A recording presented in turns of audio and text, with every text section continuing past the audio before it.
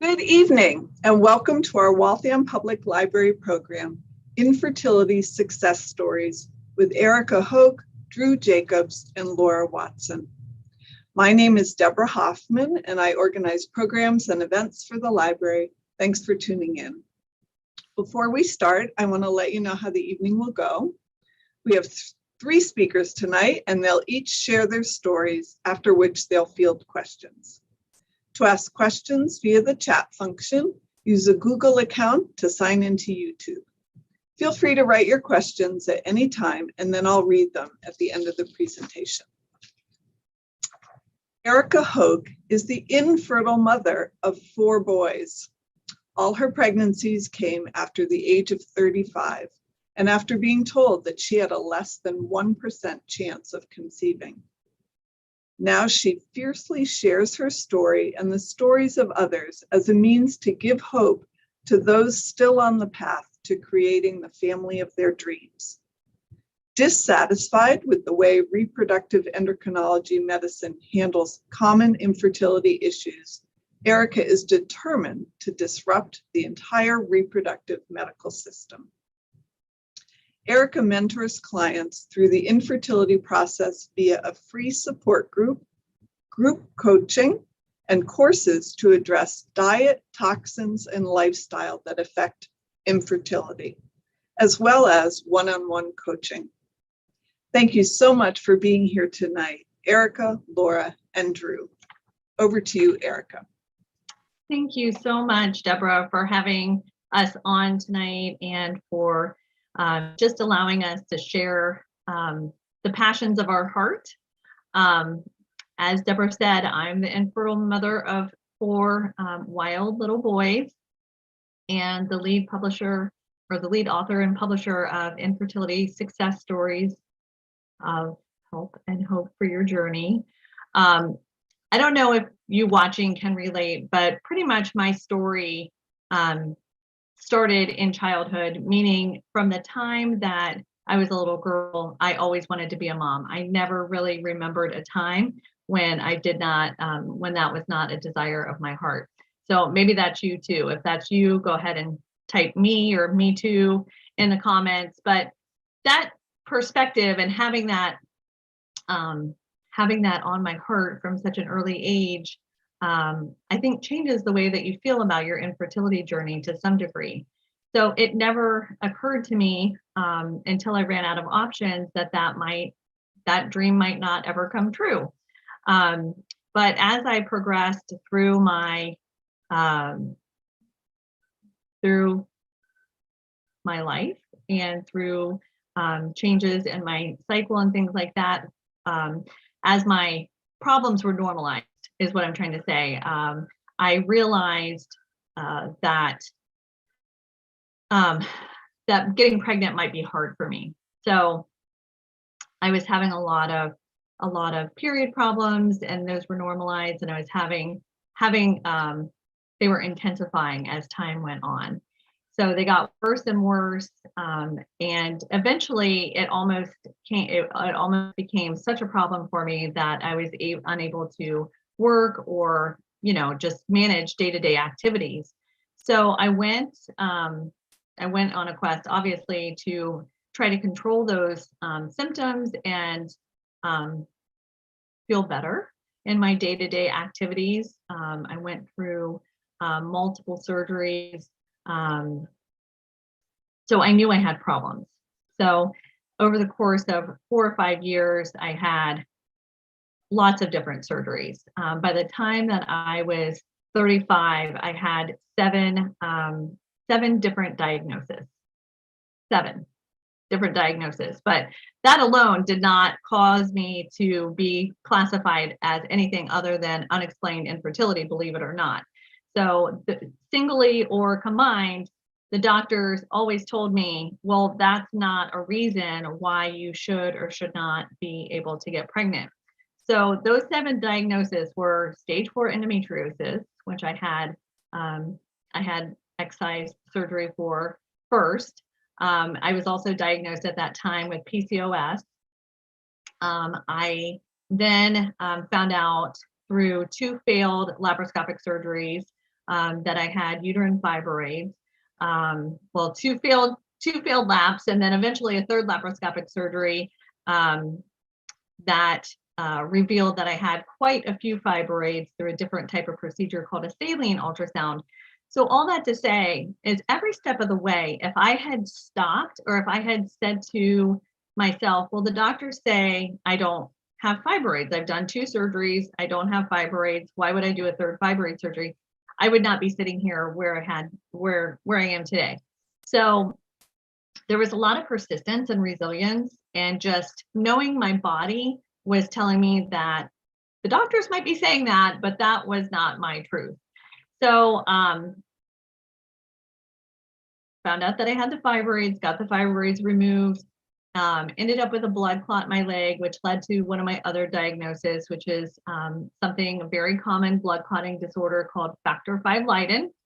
And at that time, I got another diagnosis too, where they found out that I had some thyroid dysfunction, which was going to be key in the end to me being able to get pregnant.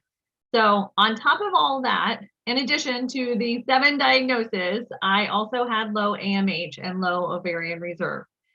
So at this point, my husband and I, this had been going on now for about 4 years. My husband and I had been married around 2 years. And despite the fact that I had all this going on and all these diagnoses and had all these surgeries, I still was holding out hope that I was going to be able to get pregnant naturally. So finally, we relented. And can you tell that I might have a little bit of a stubborn personality? So we finally went to the endocrinologist and got an opinion, and it was not good. The endocrinologist pretty much told us, the reproductive endocrinologist pretty much told us that we had less than a 1% chance of conceiving and that we would need donor eggs. I think his exact words were, you have a better chance of winning the lottery than of getting pregnant. So that actually, maybe because of my stubbornness or just personality, actually made me mad enough to just push back against the system and say, no, I do not receive that. I do not accept that that's going to be my reality. And that set me on a quest of trying to figure out what I could do to improve my chances of getting pregnant naturally. If I couldn't use reproductive medicine and all I had was the eggs that I had, I couldn't do IVF because they couldn't do an egg retrieval, and that wasn't an option. I didn't have anything to lose, right? Other than just time and energy. So I was determined to figure out what I could do to help improve my chances. And so that led to a lot of health and diet lifestyle changes. If you had asked me before, I would have said to you that I ate a pretty healthy diet, that I lived a pretty healthy lifestyle. But honestly, it was kind of the standard American diet, the SAD diet, you know? And so I went through a process of eliminating one by food groups and switching over to organics and very few processed foods. I started doing traditional Chinese medicine, herbs and acupuncture with a skilled acupuncture Chinese medicine doctor who focused on fertility issues. And one of the other things that I did that I'm really passionate about spreading awareness for was I revisited some past trauma and resolved some past trauma through some talk therapy and some other methods, because that is something that can also contribute to your infertility journey. As a matter of fact, one of the other authors that's not here tonight, mentions that in her chapter as well. So the result was about 2 years after that was our first son. 17 months later, we spontaneously conceived our twins naturally.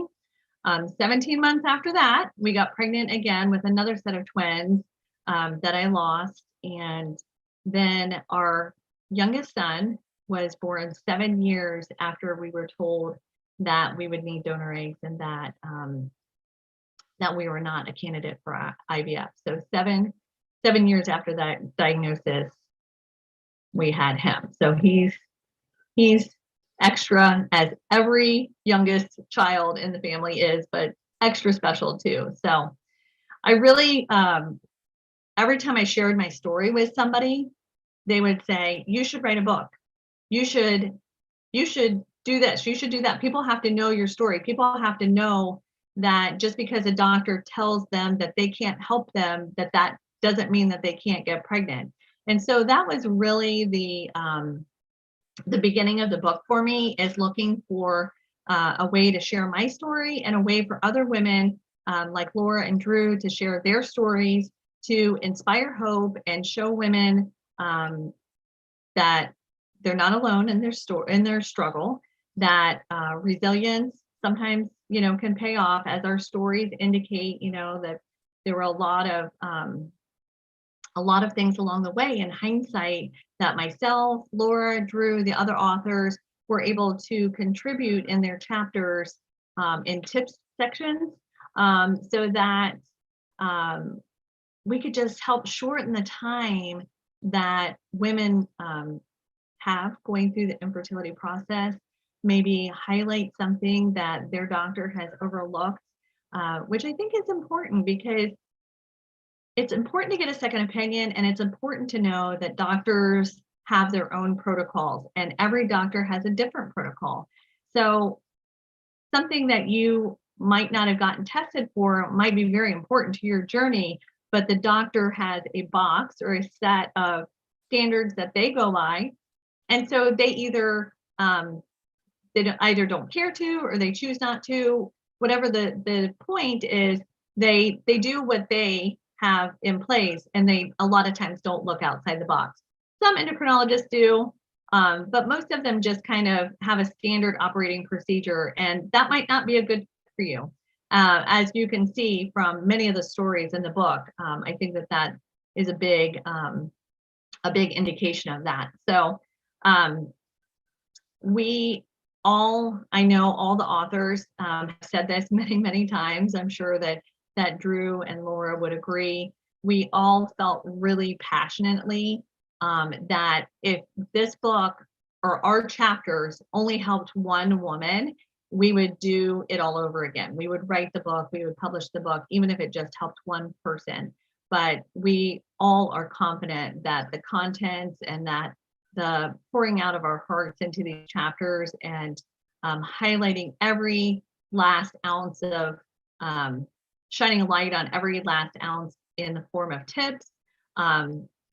There's a way for you to connect with the authors personally, because we wanted, if somebody really spoke to you on their journey, we really wanted you to be able to connect with them and reach out to them and let them know that their story spoke to you and helped you in some way. So the chapters are really personalized. And speaking of the authors, you'll hear from Drew and Laura tonight. And of course, you've heard a little bit about my story, but I want to just let you know that the chapters encompass almost every possible scenario, I think. I'll have to ask the authors if they agree or disagree with this, but we have women that suffered from secondary infertility. We have women that used donor eggs. We have women that ended up doing adoption.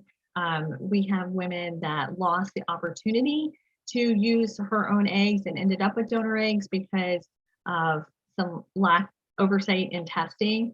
And then we have several other women like myself who either had reproductive problems like myself and ended up naturally conceiving, or had no diagnosable conditions at all and went through the process and made and ended up with the baby of their dreams. So it's a very wide variety of stories, and that was purposeful so that there would be something in there for everybody who would pick the book up. So that is a little bit about our project and the book. Drew is going to hop on here next. If you have any questions in the meantime, go ahead and drop those in the chat box there. So Drew Jacobs, she's a former Waltham resident, is an instructional designer, facilitator, and coach. Her past writing experience has mostly been around leadership development, having published articles in both training industry and chief learning officer magazines. Today is her first foray into writing for personal reasons, and she couldn't think of a better topic than bringing hope and optimism to those struggling with infertility. She currently lives in Melrose with her husband and 2-year-old daughter, Phoebe, who she conceived through IVF through a clinic in Waltham. So thank you, Drew, for being a part of the book and for sharing your story and for being here tonight. Tell us a little bit about your story. Yes, thank you, Erica. Thank you so much. And I just want to quickly say thank you to the Waltham Public Library. I'm such a huge fan of this library. As Erica shared, I'm a former Waltham resident, been to the library many times, and just love the events that you've put on over the years. So just like feeling really, really thrilled and really grateful to be a part of this. I just want to start by saying thank you. So tonight I'm happy to share with you a little bit about my story and what I went through, and offer some, maybe some unsolicited advice or tips of my own for if you are someone who's currently struggling with the ability to get pregnant or sustain a pregnancy, or if you know someone or are close to someone who is struggling with infertility. So my story centers around my personal struggle with unexplained infertility. So Erica mentioned this term earlier. I'm going to try my best to explain some of the medical jargon tonight, but I'm going to preface this by saying I'm not a doctor. I'm not an expert, although I feel like I've done my fair amount of late night Googling over the years, but happy to try my best to explain some of this terminology for you. So unexplained infertility. So there are some couples who struggle with infertility, and there can be a multitude of reasons for those issues, whether it's endometriosis, or perhaps there's a male factor with sperm count, or perhaps it's your ovarian reserve, the amount of eggs that you have. And unexplained infertility is what they diagnose you with when they run through all the tests and everything looks normal.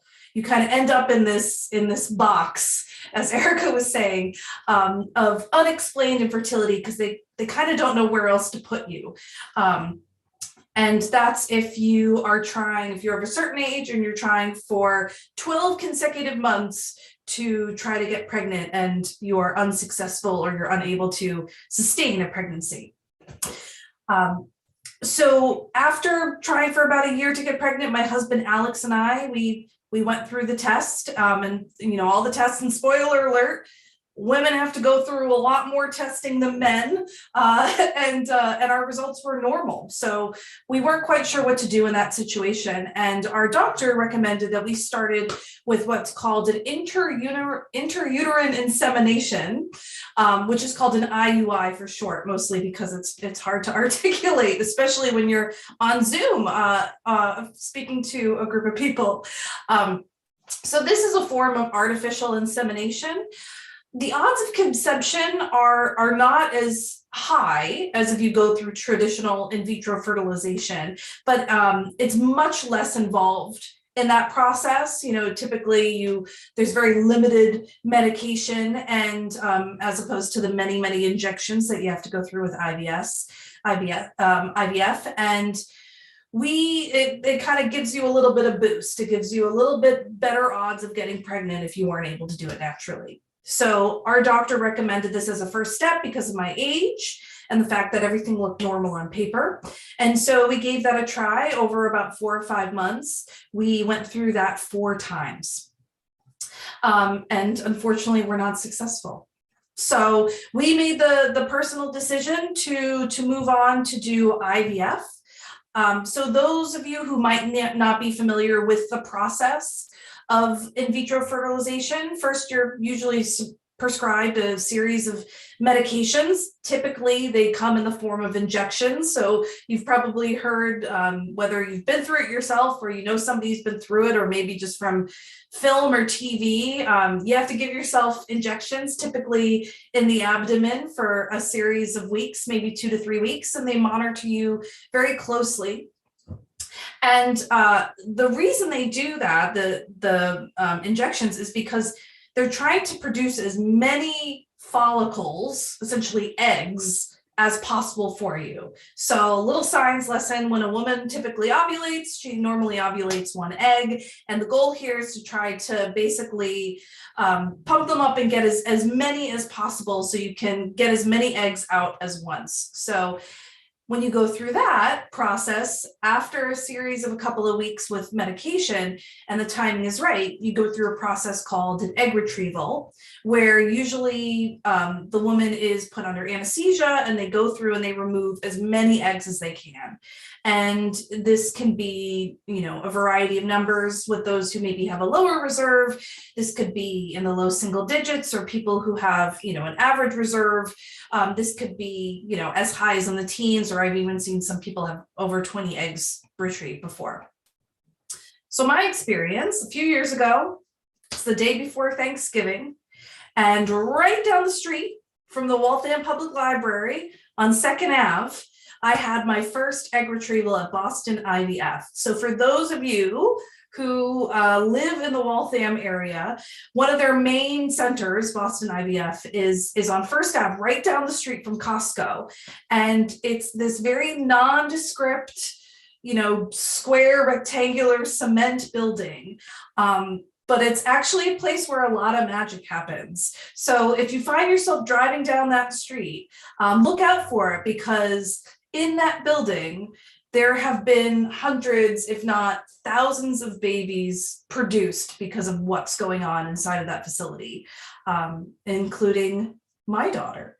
So before we get to that, one really tricky thing about going through infertility treatment is there really is no one right way for everyone. And I think that's one of the reasons why I'm so grateful to be a part of this group, because it's such a diverse set of stories of how people ended up with their family. So as Erica said, some choose to go through a medical route, some choose to go through more of a holistic approach, or Eastern medicine, or change of lifestyle.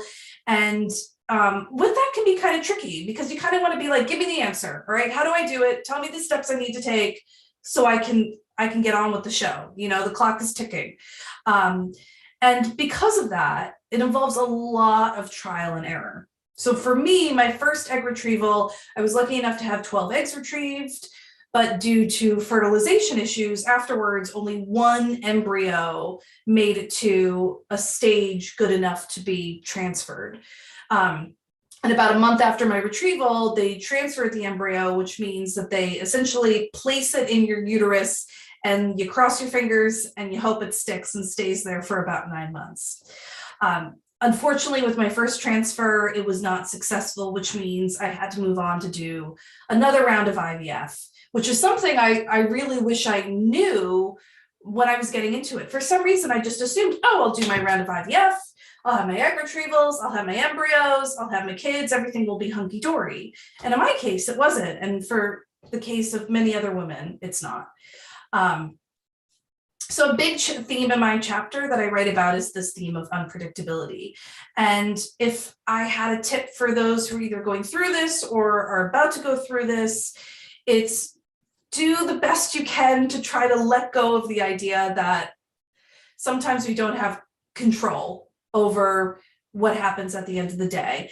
And all you can do is, do your research, listen to your instincts, advocate for yourself, and at the same time, just leave it up to whatever may happen. That, each road to pregnancy and family is a different one. So I made the choice. We made the choice to go through another round of IVF. We did the shots, we did the retrieval, but this time it was a slightly tweaked process. And that resulted in the end with 4 high quality embryos for us, one of which is my daughter, Phoebe, who just turned 2 at the end of December, and who my husband is currently putting to bed upstairs above me right now, so hopefully there's no background noise. The title of my chapter is called Whale Songs.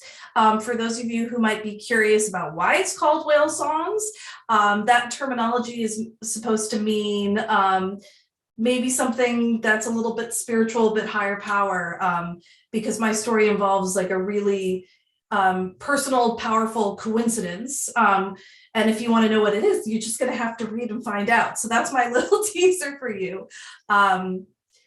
Quickly, before I pass it back to Erica to introduce Laura, I'd love to just share why, I have this moment to share is just, if you're watching tonight or watching a recording of this and you're going through this or you're thinking about going through this, these are some things that really helped me during that process. First and foremost, it's about really taking care of yourself.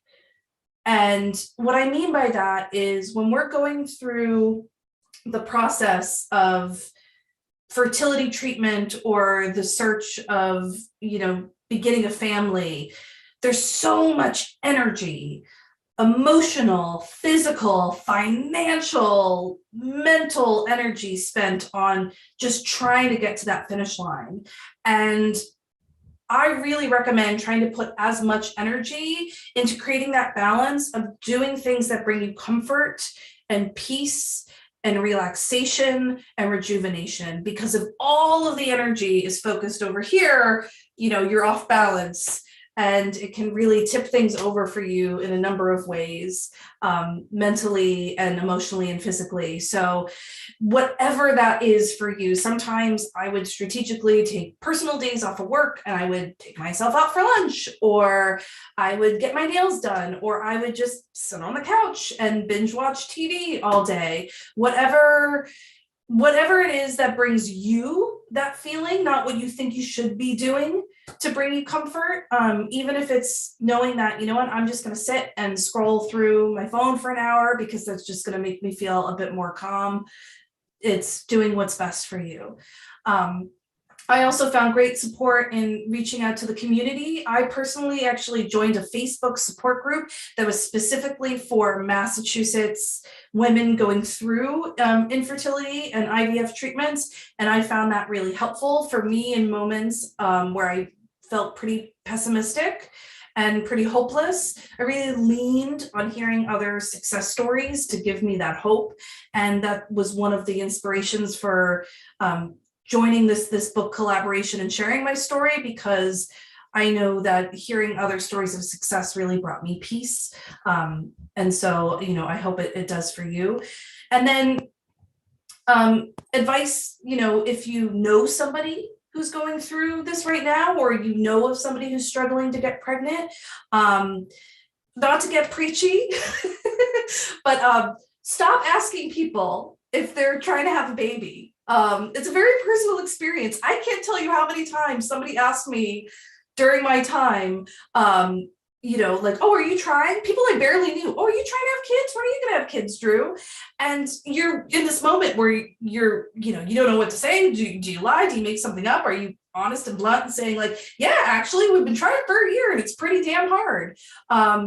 It can be really tricky. So it's about giving people that space. I know babies are super exciting, but it's also acknowledging that it's a very long road for some people. And it can be easy to give advice when somebody's struggling. People so badly want to solve a problem. But at the end of the day, just being there and saying, you know what? Yeah, this really does stink.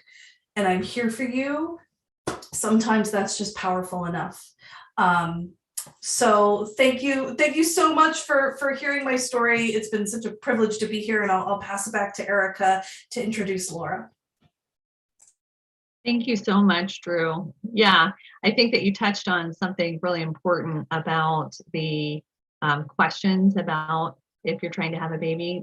People don't realize that that's actually that can be a medical question. They just look at the outcome, or they're thinking about that little tiny precious bundle of joy, right? Not realizing that they're asking you something that's really medical related, right?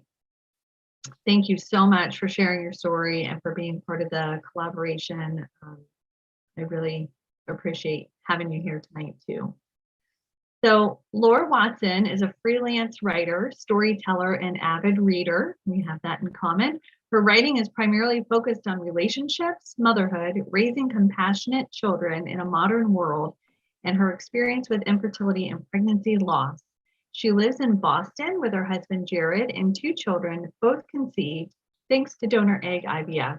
Her chapter is titled The Family We Were Meant to Be.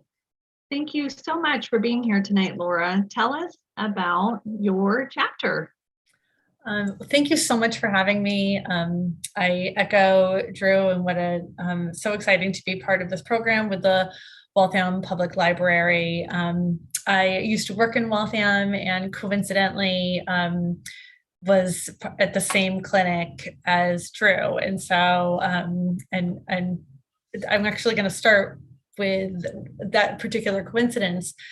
One thing that both women were talking about is something that we learned as being part of this book was that there are so many diverse stories. Everyone has their own particular story and journey for infertility, but there's also so much that is similar. And something that I found when going through my journey was that often I would share that, we were struggling to get pregnant and we were receiving infertility treatment. And I would get this a lot. Oh, you should talk to so-and-so. They had a really hard time getting pregnant. And now they have, several children. And I would, politely say thank you. And often that person had a really interesting story and it was nothing like mine.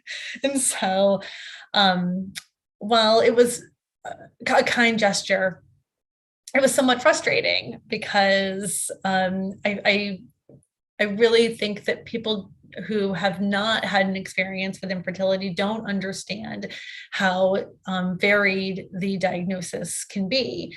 And varied diagnosis, varied treatments, everything is different because no one has the same exact problem and solution. So for me, I was over 40 when I wanted to start my family, and I knew that things were going to be challenging. I assumed that things would be difficult. So we were prepared that we might need some help. I was recommended to go see a doctor for a preconception appointment to run the general tests that they will often do for women. That's often to check thyroid levels, to check blood sugar levels, to check ovarian reserve, how many eggs that you have.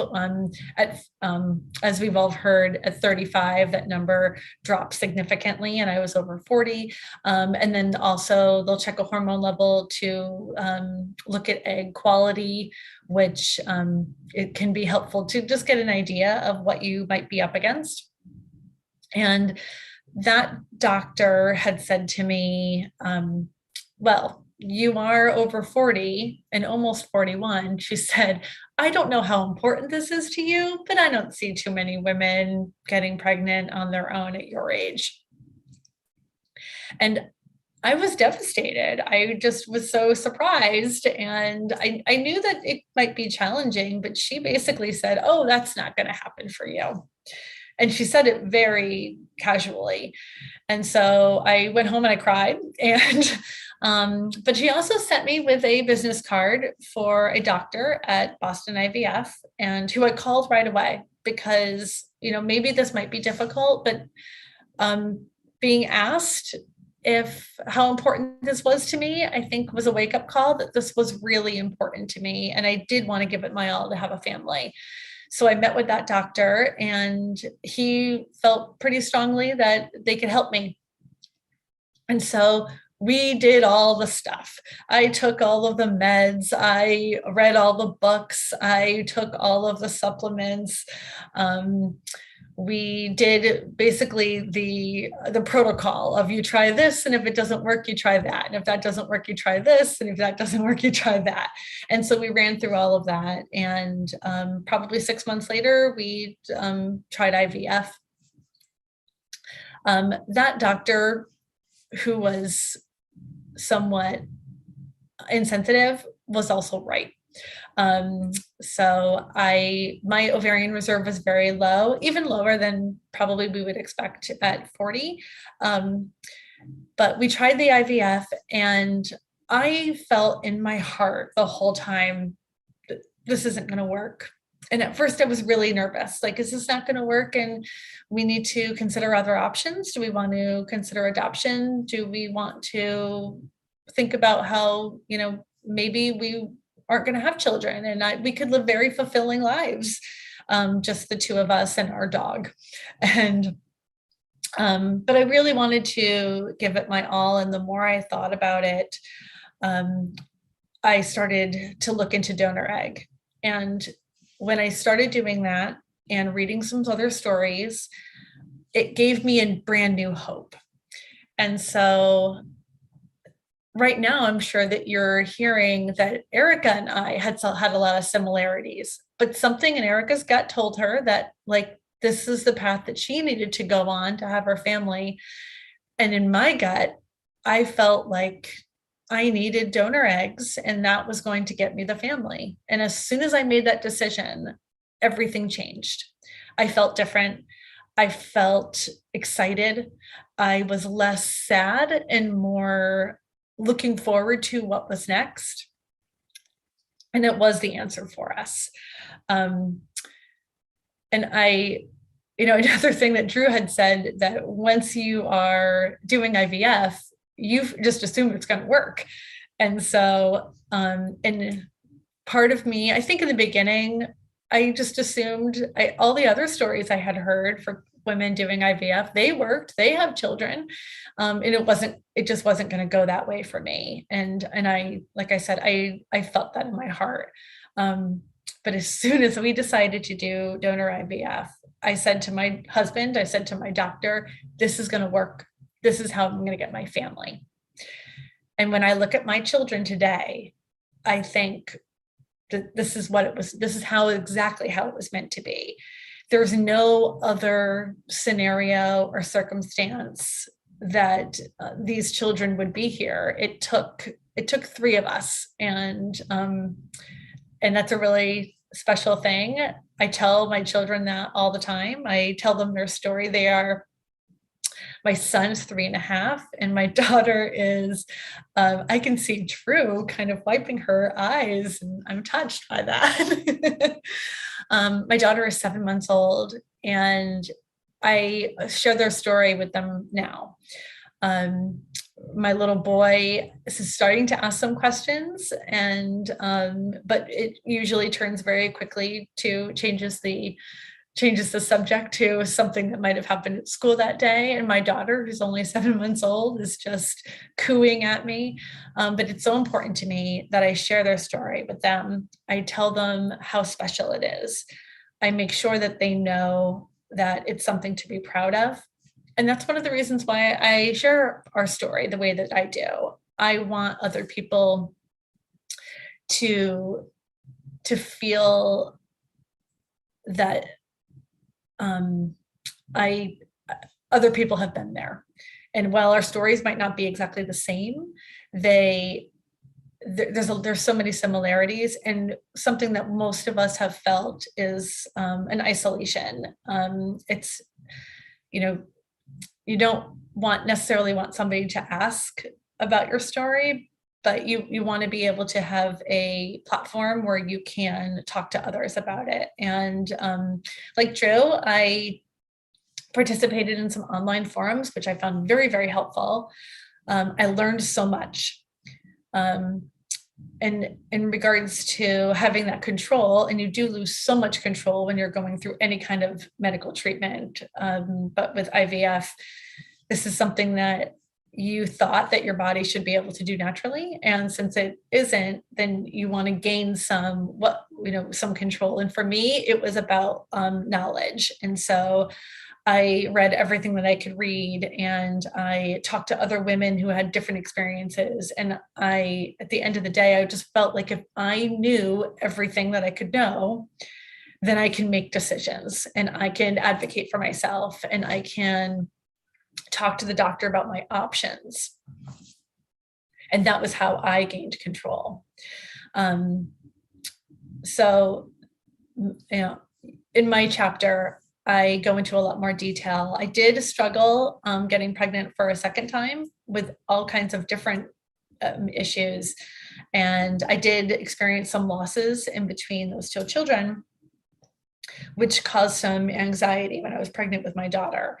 And that was a whole new experience for me. But again, I learned so much. I learned so much about myself. I learned so much about the treatments that I was experiencing.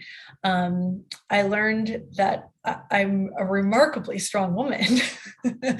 And I'm very proud of that. So this is why I started writing about my story, why I started trying to share my story on a larger scale. And when I met Erica and learned that I could participate in a book like this and increase my reach and be part of a group of women sharing our story, it meant everything to me. And I'm so proud to be a part of this. And I really hope that women who are struggling take an opportunity to flip through the book and find a story that they connect with. And I hope it gives them the hope that I had when I was able to make the right decision for me and my family. Another thing I wanted to touch on with the fact, specifically because we are talking with the Waltham Public Library, is that when I first started this process, before I decided on donor IVF and I was just learning everything, I was completely consumed with everything that I was going through, completely consumed with the medications I was taking and going online and Googling, all the Googling, and talking to other women online. And I felt like my mind was saturated with infertility and IVF and reproductive technology and terms. And I was exhausted. And so what I decided to do was put everything aside and pick up a book. And I had not read fiction, and probably over the year that I was trying to get pregnant, I was just too distracted. But I picked up a book, and it's a popular book. I picked up Big Little Lies by Leigh Moriarty.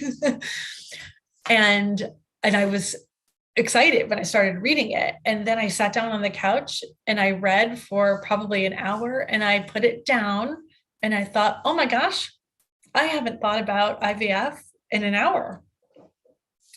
And it became my solace. It became my safe place where I could escape everything that I was going through and take care of myself by having that outlet to relax.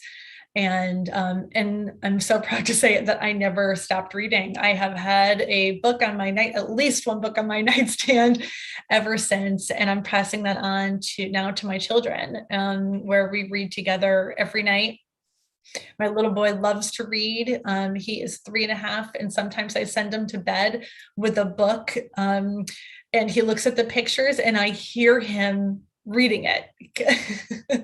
And so that means so much to me that this hobby or enjoyment of mine of reading is something that is so healthy for me, and I'm passing on to these children that we're all part of the same journey. So I will end there, and hopefully maybe there's some questions that we can answer. Thank you so much, all of you, for sharing your amazing and really moving stories. I really appreciate that. I was really touched by everything that you said. We don't have any questions yet from the audience, but there is a message from Alex Jacobs, who maybe Drew knows, who said, yay, break legs all. Sorry, it's my husband. That's I thought he was putting your child to bed, but yeah, well, yeah, Maybe he it did. was quick. He did. I think he tried to finagle it so he could also watch this, but glad to know he was watching it, is very supportive. So a couple of you touched on this, but I wanted to sort of put the question to you directly. What's the best way to support someone who is experiencing infertility?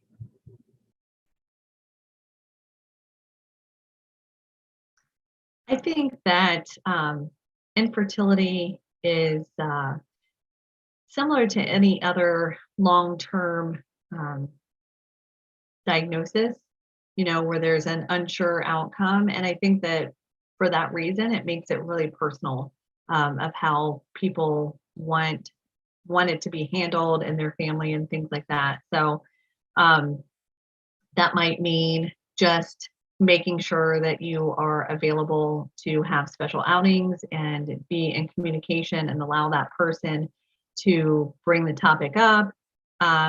Or it might be like really in the trenches with them and kind of, as a girlfriend, knowing where they're at in their cycle and kind of walking that, closely with them and being like, hey, I know that this is kind of like the time, do you need anything from me? I don't know what Laura and Drew would say, but I don't think that there's a one size fits all is what I'm trying to say. I think that it really is a conversation that you have one-on-one with that person and find out, just ask them how you can best support them through their journey. What would you say, ladies?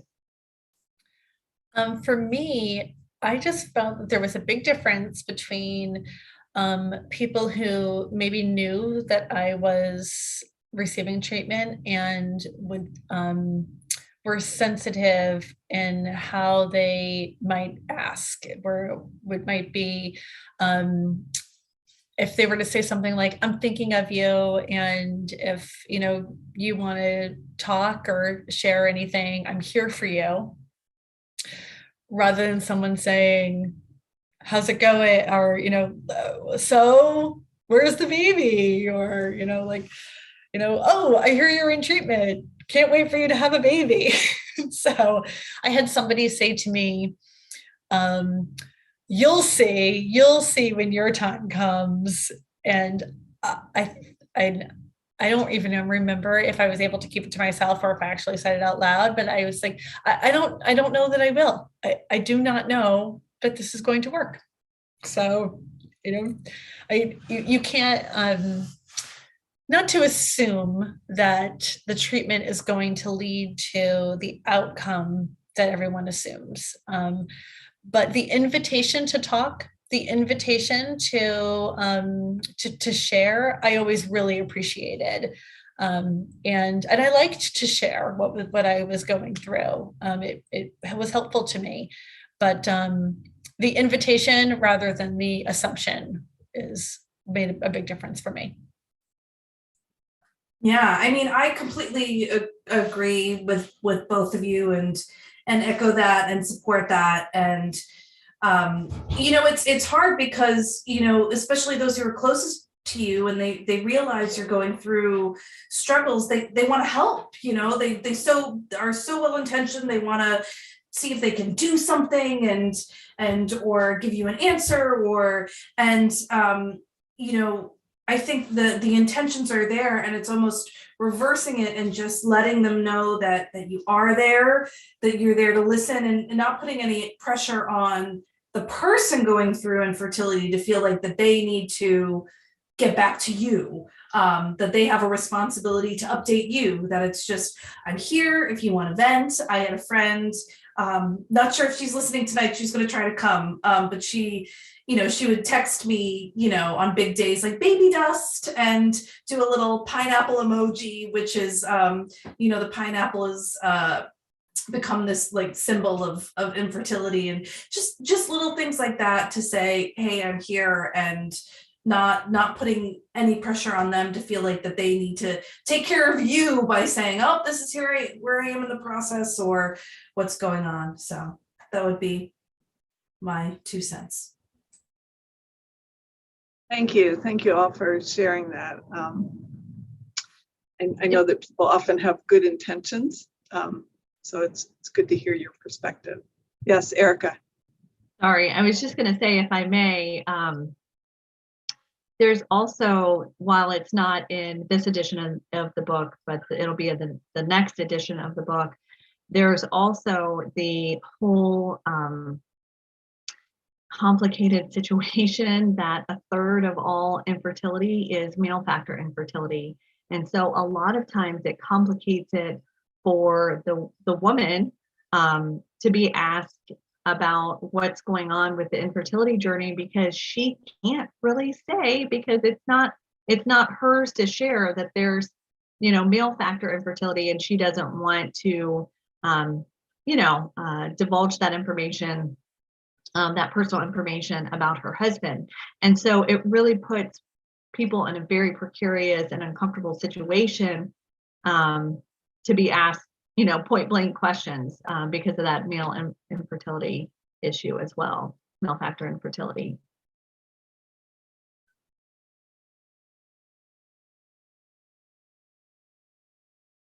It sounds like all of you were really good at advocating for yourself. And I wondered if you had some tips for people who were on their own journeys, the best way for couples to advocate for themselves in the medical system.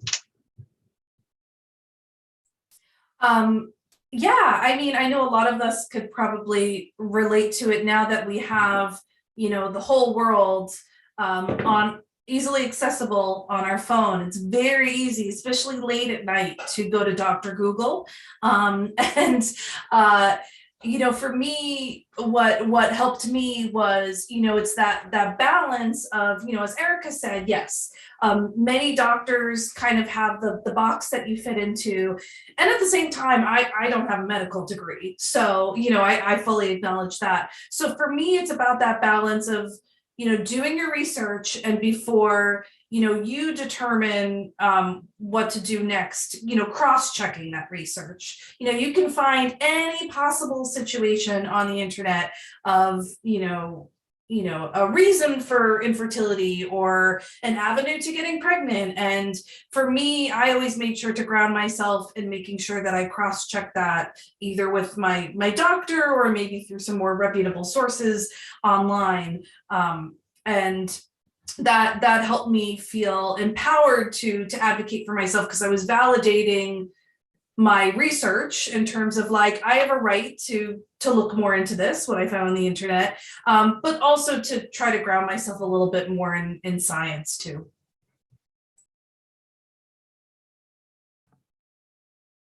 If I can just piggyback off of what Drew said, I think that there is a difference between having a doctor that has a protocol and that is willing to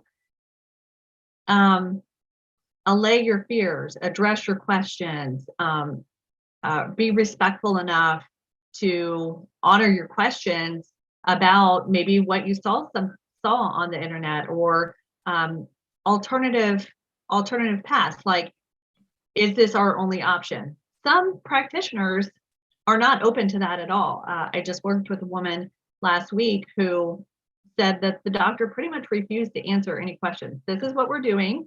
This is how it's going to be. And I don't know if that's your experience, Laura and Drew, but this was her experience, and they were not to be questioned. And I would say to you that if you have a practitioner that you're working with like that you probably need to get a second opinion or something, because you want somebody that you can have a relationship with. Now, none of us are doctors, like Drew said. but it goes beyond, saying that none of us are doctors, because you have a right to, well, first of all, we all have been in our bodies longer than anybody else, right? So we live in our bodies, we know our bodies best. So you're entitled to respect enough to have indulge questions of the doctor and have that kind of relationship. And that exists out there. I think that people think that it doesn't exist, and so they don't ask for fear of having the other kind of relationship where they're just cut and dry. I'm not going to answer your questions. That's not the kind of doctor-patient relationship that I would tolerate. I agree. I had to learn how to advocate for myself. And my medical team was very open to my questions and was very open to discussing other options, other protocols with me, but I didn't know to ask in the beginning. And, something that Erica just said, no one's been in your body longer than you. Nobody cares about this process as much as you. And if you have a partner, you and your partner do. No one, and often nobody cares about this as much as you do. And while my doctor and my medical team were wonderful to work with, I needed to make sure that all of my questions were always answered. And so I stopped being shy about making one more phone call, about asking, can I have an email address for questions, for sending one more email, for making a second phone call. I'm sorry, I'm not really sure that if I understood that last instruction that you gave, or I wanted to clarify this part of our conversation. I stopped being shy about continuing to ask to make sure I was completely confident and in what my treatment was going to be. And once I started doing my research, there was a couple of times where I had discussions with my doctor or requested conversations with my doctor where I did say, I read about this particular protocol for women with low ovarian reserve. How do you feel about it? How do you feel about, making some changes to my protocol? And he was always very, very open to it. And he would even tell me, I want you to feel confident. I want you to feel like we are doing everything that we can. And it just, even when it didn't work, it just made me feel like, okay, we've exhausted all of the options. And so I could feel really confident when it was time to move on to a new path. Great. Thank you. Thank you, all of you, for answering that question. We are very close to 8 o'clock, but if there's sort of one takeaway that you want the audience to have tonight, maybe you could share that.